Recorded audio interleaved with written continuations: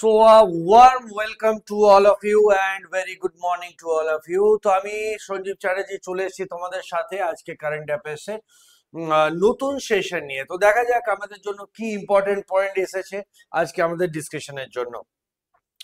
তো let's move to the first slide. তো আমরা সব থেকে প্রথম যেটা আজকে দেখতে পাচ্ছি সেটা হচ্ছে রিজার্ভ ব্যাংক অফ ইন্ডিয়া। তো এখানে রিজার্ভ ব্যাংকের কথা আমরা বলবো। রিজার্ভ ব্যাংক এখানে অ্যাপ্রুভ করেছে world wide PayPal facilitate cross border online transaction. বিষয়টা কি দেখো বাবু, আজকের বিষয়টা হচ্ছে গিয়ে আজকে না হাইপার গ্লোবালাইজ হয়ে গেছে প্রত্যেকটা কান্ট্রি, মানে প্রত্যেকটা কান্ট্রি একের সাথে অন্যটা কিন্তু লিঙ্ক হয়ে গেছে। ফাইন। তো এখানে বিষয়বস্তুটা এটা যে যখন আমরা এই কান্ট্রিগুলো একে অপরের সাথে ডিল করছি বা ইম্পোর্ট এক্সপোর্ট করছি, তাহলে প্রচুর টাকারও লেনদেন হচ্ছে। তো এই টাকার লেনদেনটা যাতে আরো স্মুথ করা যায়, আরো প্রপার করা যায়, বা আমাদের ছোট ছোট বড় না প্রচুর বিজনেসেস আসছে যারাও কি হচ্ছে ইন্টারন্যাশনাল ট্রানজাকশন করছে। তো না এই পুরো বিষয়টাকে যাতে আরো সিম্পলিফাইড করা যায়, আরো সফিস্টিকেটেড ভাবে যাতে এটাকে ডিল করা যায়, সেই কারণের জন্যই আমরা দেখতে পাচ্ছি রিসেন্টলি আরবিআই তোমার অ্যাপ্রুভ করে দিয়েছে ওয়ার্ল্ড ওয়াইড অ্যান্ড পেপাল।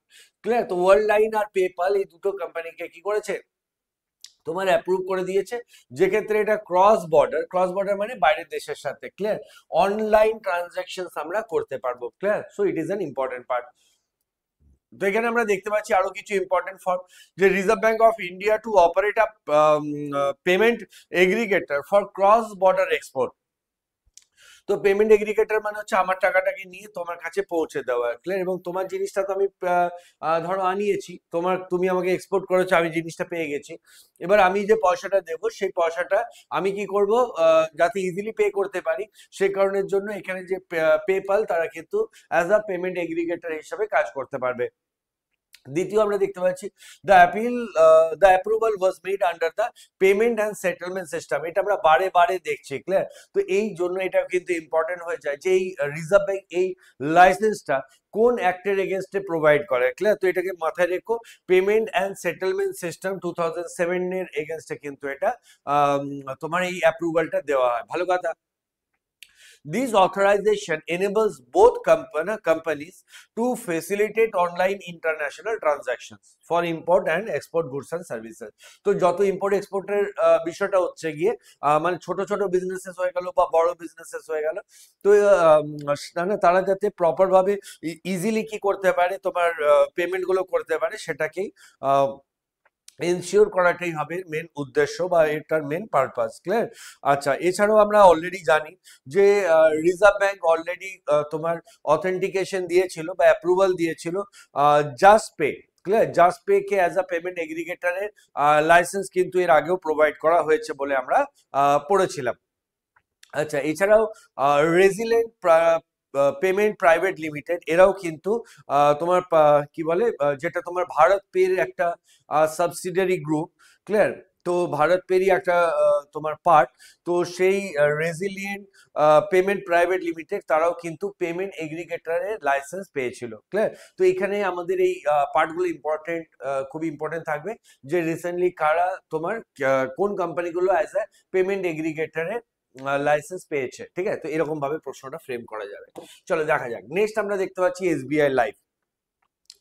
আচ্ছা, SBI life and Vidyaniti acquire 4.25% stake in NHIT. Clear? চলো একটু ডিটেলিং এ দেখে নেওয়া যাক। তো SBI life insurance company limited and Vidyaniti LLP মানে হচ্ছে লিমিটেড লাইবিলিটি পার্টনারশিপ। ঠিক আছে? তো এটা পার্টনারশিপেরই একটা ফর্ম, যেখানে হচ্ছে গিয়ে বাই চান্স যদি ইন ফিউচার কখনো কোনো কোম্পানি বন্ধ হয়, লিমিটেড লাইবিলিটি থাকে না যদি সেই কোম্পানিটা হয়ে থাকে, তাহলে শুধুমাত্র কোম্পানির নামে যে প্রপার্টি আছে সেটাই কিন্তু সেলের জন্য যাবে। প্রমোটারের পার্সোনাল প্রপার্টি এখানে অ্যাটাচ হয় না। ক্লিয়ার? তো এটা হচ্ছে ইম্পর্টেন্ট বিষয়। আচ্ছা, এলএলপি হ্যাজ জয়েন্ট অ্যাকোয়ার করেছে 4.25% stake in national highway infra trust, যেটা হচ্ছে গিয়ে 1100 কোটি টাকার এর মধ্যে ইনভেস্টমেন্ট করবে। তো বোঝা যাচ্ছে যে এসবিআই লাইফ ইন্স্যুরেন্স কোম্পানি তারা তারা এটা ভাবছে যে ন্যাশনাল হাইওয়ে ইনফ্রা ট্রাস্ট যেটা আছে, তো সেক্ষেত্রে এটা পরবর্তী সময় আরো গ্রো করবে, এন্ড দ্যাটস ওয়াই 1100 কোটি টাকা দিয়ে এর যেন ওনারশিপটাকে কিন্তু এখানে ওনারশিপ কিন্তু পারচেজ করা হয়েছে। কত পার্সেন্ট? 4.25%। ক্লিয়ার? ওনারশিপটা নেওয়া হয়েছে। এতে কি হচ্ছে যে আমাদের ইনফ্রাটাকে আরো বাড়ানো সম্ভব করা হবে, এবং দ্বিতীয় হচ্ছে গিয়ে এখান থেকে রেভিনিউ যেটা জেনারেট হবে এসবিআই এবং তোমার যে বিদ্যানীতি এলএলপি তারা কিন্তু এটা পাবে। ঠিক আছে? তো এখানে আমরা দেখতে পাচ্ছি যে এসবিআই লাইফ ইন্স্যুরেন্স এরা পারচেজ করেছে 1.93% স্টেক, আর বিদ্যানীতি এলএলপি এরা পারচেজ করেছে তোমার 2.3% স্টেক। বোঝা যাচ্ছে? দেখতে পাচ্ছ মানে বিদ্যানীতি এলএলপি এটা কোনো ছোট কোম্পানি নয়। এসবিআই লাইফ যতটা পারচেজ মানে পারচেজ করেছে ওনারশিপ, তার থেকে বেশি তারা পারচেজ করেছে। ক্লিয়ার? আচ্ছা, তো এনএইচআইটি লঞ্চ হয়েছিল 2021-এ ন্যাশনাল হাইওয়ে অথরিটি অফ ইন্ডিয়ার তোমার আন্ডারে, is an infrastructure investment trust. ঠিক আছে, চলো এগিয়ে যাই আমরা।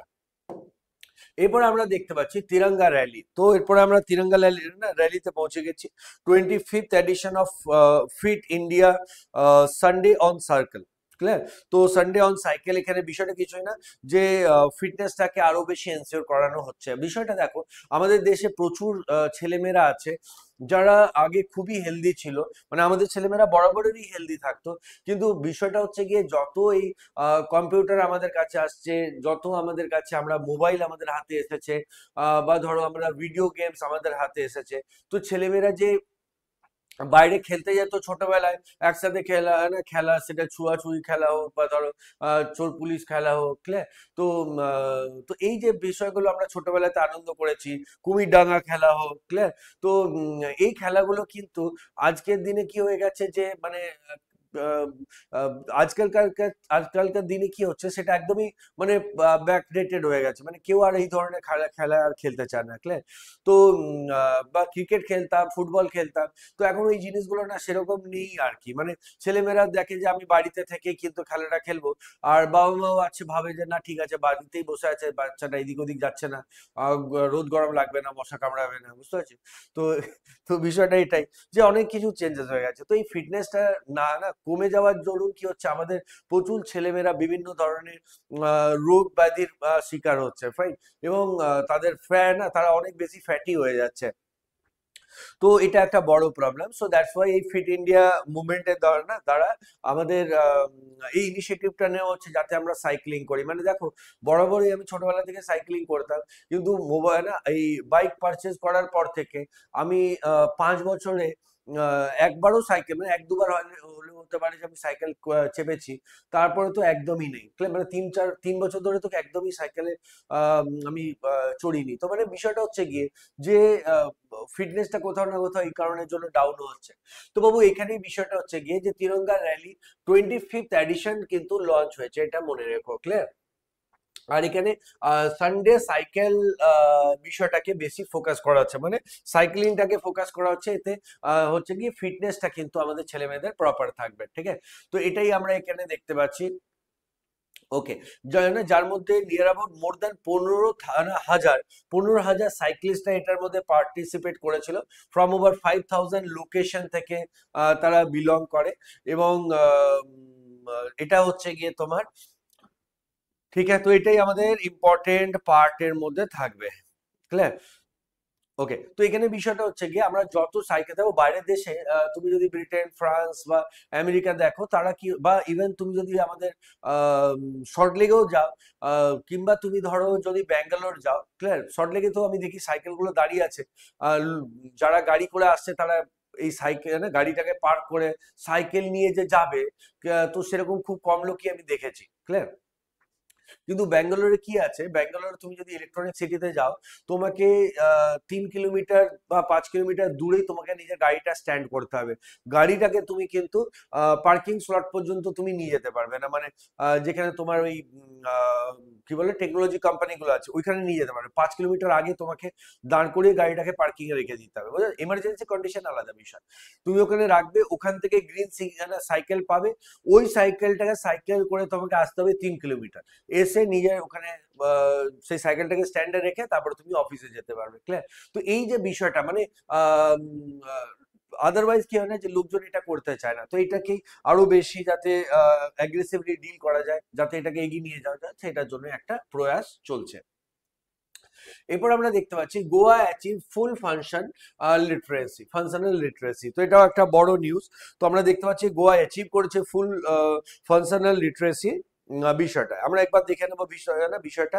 তো গোয়ার যে চিফ মিনিস্টার প্রণব সাওয়ান্ত, তো উনি অফিসিয়ালি ডিক্লেয়ার করেছে তোমার কি বলে গোয়াকে as a fully literate, clear, officially fully literate under the ullas, that is Nav Bharat Saksharta Karyakram, the New India Literacy Program, making significant milestone in India journey towards achieving full literacy by 2030 as envisioned in the National Education Policy 2020।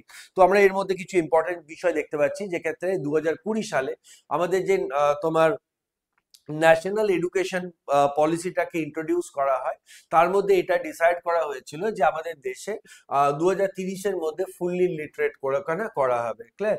তো খুব বড় বিষয়, এই কারণের জন্য আমরা দেখতে পাচ্ছি এক একটা স্টেট বেরিয়ে আসছে যারা প্রপার ভাবে লিটারেসি রেটটাকে এগিয়ে নিয়ে যাচ্ছে, যার মধ্যে আমরা লাক্ষাদ্বীপকে দেখেছি, আমরা কেরলকে দেখেছি, ক্লিয়ার, আমরা মণিপুরকে দেখেছি, ক্লিয়ার। তো এরকম কিন্তু কন্টিনিউয়াস আমরা দেখতে পাচ্ছি যে এরা এগিয়ে আসছে, এক একটা স্টেট কমপ্লিট লিটারেসির দিকে কিন্তু এগিয়ে যাচ্ছে, খুব ভালো বিষয় একটা।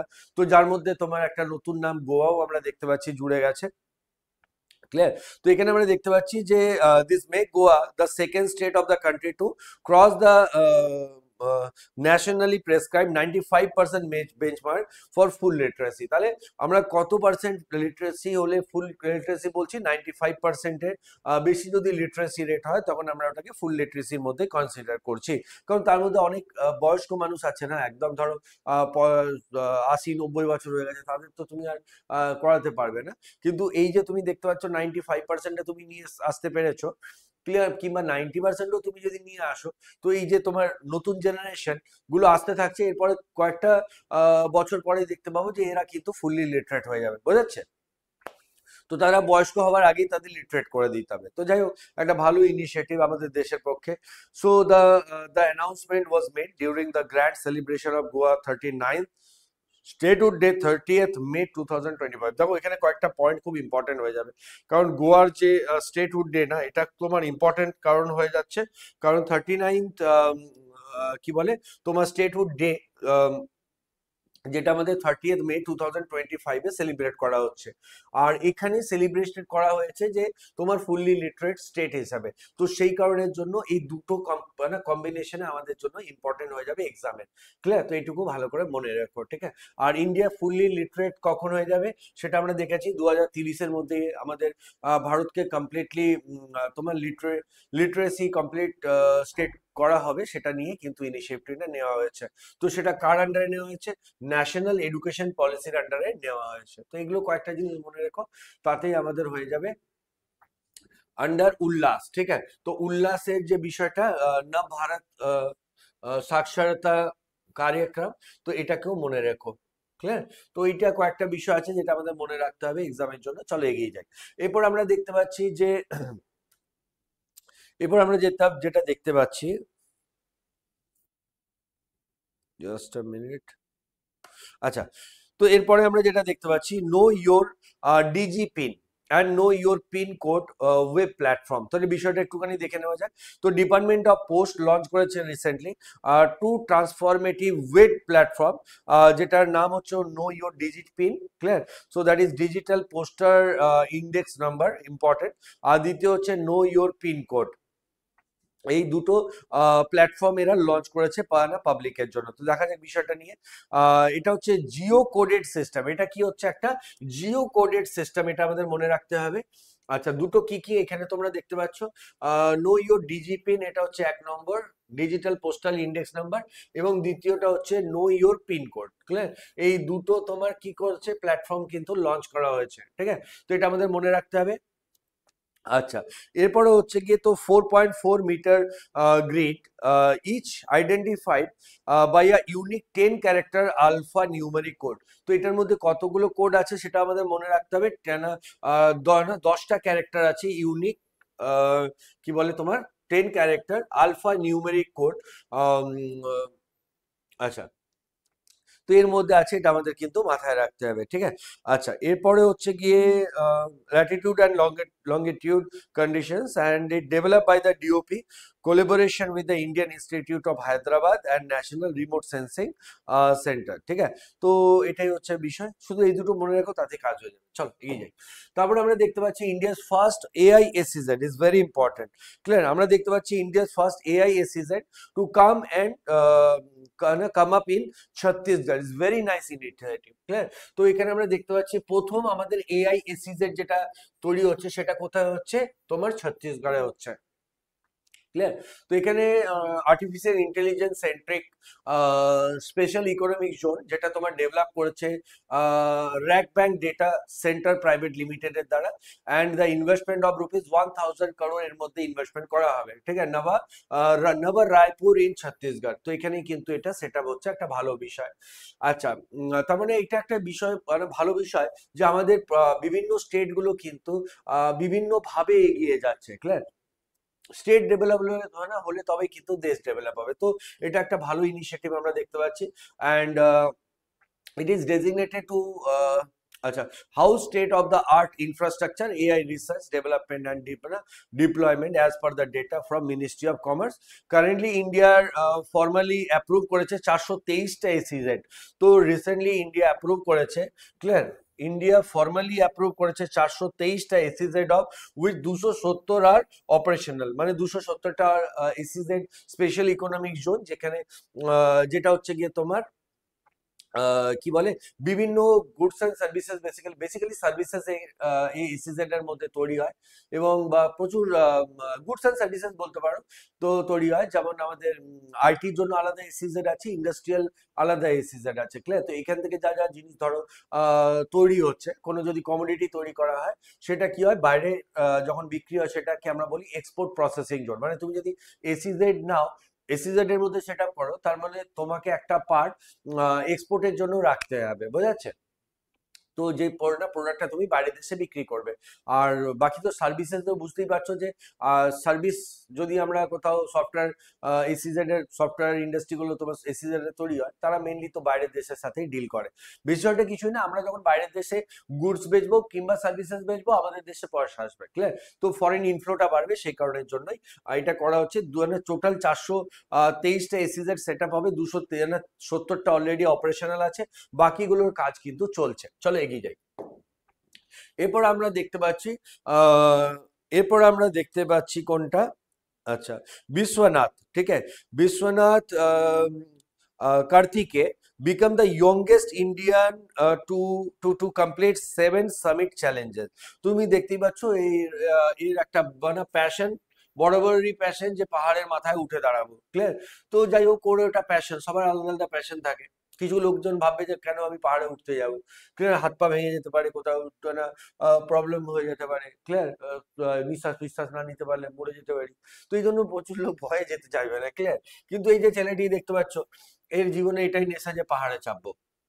এই দেখতে পাচ্ছ এত উঁচু উঁচু পাহাড়, এখান থেকে নামতে গিয়ে ঝামেলা, বুঝতে পারছি, চাপতে গিয়ে ঝামেলা।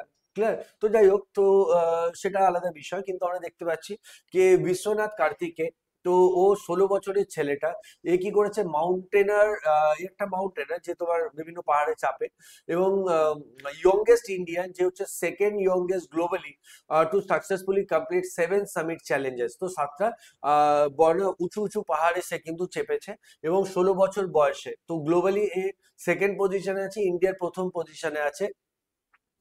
আচ্ছা, climbing on the highest peak of each of the 7 continents. Clear, তো 7টা কন্টিনেন্টেরই টপ যেগুলো পিক আছে তার মধ্যে চেপেছে, তো এটা বড় বিষয়। ফাইনাল অ্যাসেন্ট ওয়াজ মাউন্ট এভারেস্টও সে চেপে গেছে, কোনো অসুবিধা নেই। আচ্ছা, and surpass the previous national record held by the Kaamya Karthikeyan who completed the 7th summit in the age of 17, 2024-এ 17টা। তো যাই হোক, ও 17 বছর বয়সে করেছিল, সে 16 বছর বয়সে করে দিয়েছে, ভালোই কথা। তো ঠিক আছে, তাহলে এতটাই মনে রেখো, ইম্পর্টেন্ট পার্ট, এই ছেলেটির নাম মনে রাখবে। এবং সে যে কি বলে 7টা কন্টিনেন্টের সব থেকে উঁচু তোমার পিক পয়েন্ট গুলোতেও মাউন্টেনে চেপেছে, সেটাই ইম্পর্টেন্ট পার্ট, ঠিক আছে। চলো, এরপরে আমরা দেখতে পাচ্ছি আয়ুষ সুরক্ষা পোর্টাল। তো আয়ুষ সুরক্ষা পোর্টাল লঞ্চ হয়েছে to address issue of misleading advertisement and adverse drug reactions. দেখো, বিষয়টা হচ্ছে গিয়ে আজকের দিনে না আয়ুষের মাধ্যমে প্রচুর প্রচুর এরকম সংস্থা বেরিয়েছে যারা কিন্তু মিসগাইড করছে কি এটা হয়ে যাবে ওটা হয়ে যাবে। তো সেই মিসগাইড থেকে লোকজনকে বাঁচানোর জন্যই এই ইনিশিয়েটিভটা নেওয়া হয়েছে, ক্লিয়ার। যার মধ্যে আমরা দেখতে পাচ্ছি ইউনিয়ন মিনিস্টার অফ স্টেট, তোমার হচ্ছে গিয়ে independent charge, ministry of Ayush, union minister of state, ministry of health and family welfare, আচ্ছা, প্রতাপ রাও যাদব, উনি কিন্তু লঞ্চ করেছে আয়ুষ সুরক্ষা পোর্টাল, ঠিক আছে। তো আয়ুষ সুরক্ষা পোর্টাল রিসেন্টলি লঞ্চ হয়েছে যাতে লোকজনকে মিসগাইড যে কোম্পানিগুলো করছে তাদের থেকে তাদেরকে বাঁচানো সম্ভব করা হয়, ক্লিয়ার। আর বাস এটাই ইম্পর্টেন্ট পার্ট, আর কিছু সেরকম এর মধ্যে ইম্পর্টেন্ট নেই। চলো এগিয়ে যাই। এরপর আমরা দেখতে পাচ্ছি ন্যাশনাল ফ্লোরেন্স নাইটিঙ্গেল অ্যাওয়ার্ড 2025 কিন্তু রিসেন্টলি দেওয়া হয়েছে, ক্লিয়ার। তো এটা তোমরা বুঝতেই পারছো যে ফ্লোরেন্স নাইটিঙ্গেল তোমার নার্সেসদের দেওয়া হয়, তো that's why it is important. তো president of India Shrimati Droupadi Murmu conferred করেছে ন্যাশনাল ফ্লোরেন্স নাইটিঙ্গেল অ্যাওয়ার্ড 2025-এ টু 15 নার্সেস, 15 জন নার্সেস এটা পেয়েছে আপন এক্সেপশনাল নার্সিং প্রফেশনালের জন্য, ক্লিয়ার। তো ministry of health and family welfare এটা প্রোভাইড করেছে, যার মধ্যে 1 লাখ টাকা, না, আর 1 লাখ টাকা তাদের প্রাইজ মানি হিসাবে প্রোভাইড করা হয়েছে। তো যাই হোক, এদের নাম অনেকগুলোই আছে, 15টা নাম মনে রাখার কোনো যুক্তি নেই। চলো, এরপর আমরা দেখতে পাচ্ছি যে সদ্গুরু, একজন ফেমাস পার্সোনালিটি সদ্গুরু, তার দেশে এবং বিদেশে প্রচুর ফ্যান, এবং বিভিন্ন বিভিন্ন মানুষের প্রবলেমটাকে আলাদাভাবে দেখার যে দৃষ্টিভঙ্গি সেটার জন্য তিনি ফেমাস। মানুষের জীবনটাকে আলাদাভাবে দেখার যে পার্সপেক্টিভটা, মানে আমরা প্রত্যেক দিনের বিভিন্ন ধরনের প্রবলেম এটা ওটাকে ফেস করে থাকি, সেই প্রবলেমটাকে আলাদাভাবে দেখে পজিটিভ সাইডটাকে নিয়ে আসা, এবং এই প্রবলেমগুলো যে জীবনেরই একটা পার্ট, বা আমরা নিজের যে ডিউটিস গুলো সেগুলো যদি কন্টিনিউ করি প্রবলেমগুলোকে পিছনে রেখে, তাহলে একটা সময়ের মধ্যে প্রবলেমগুলো রিজলভ হয়ে যায়। তো এই ধরনের যে কনসেপ্ট গুলো সেটা কিন্তু সদ্গুরু মাধ্যমে প্রচুর লোক কিন্তু জানে, বোঝে এবং তাকে মানে।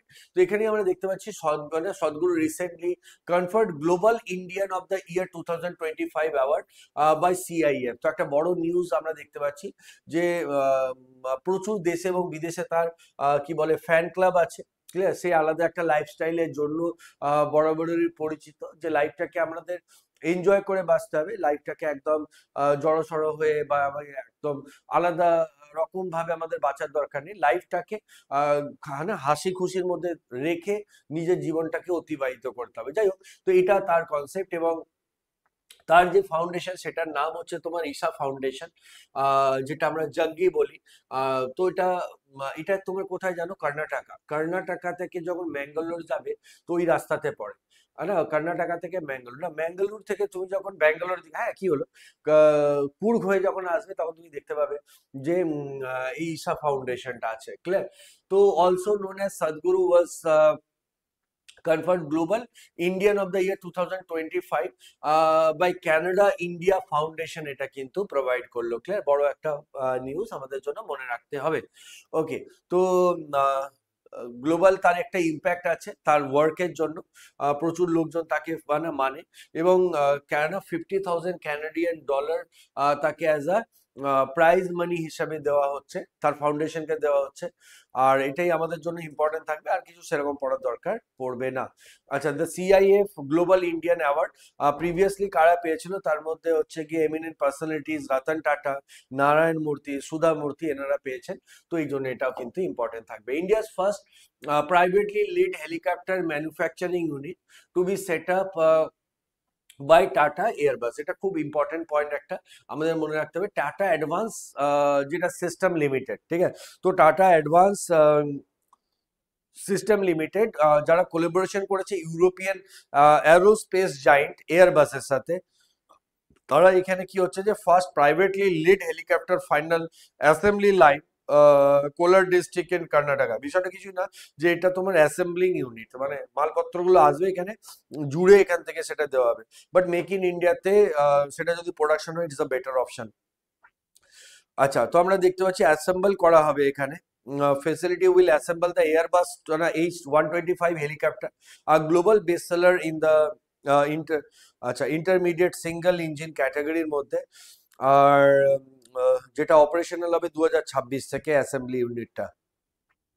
ক্লিয়ার? তো okay, the FAL will be fourth such installation globally after similar setup in France, US and Brazil. Clear? তো এখানে তিনটে সেটআপ অলরেডি আছে, ফ্রান্স, ব্রাজিল এন্ড ইউএসএ, আর একটা হচ্ছে কি আমাদের কর্ণাটকা ইন্ডিয়ার মধ্যে, এটার অ্যাসেম্বলি লাইন কিন্তু হবে। Good decision.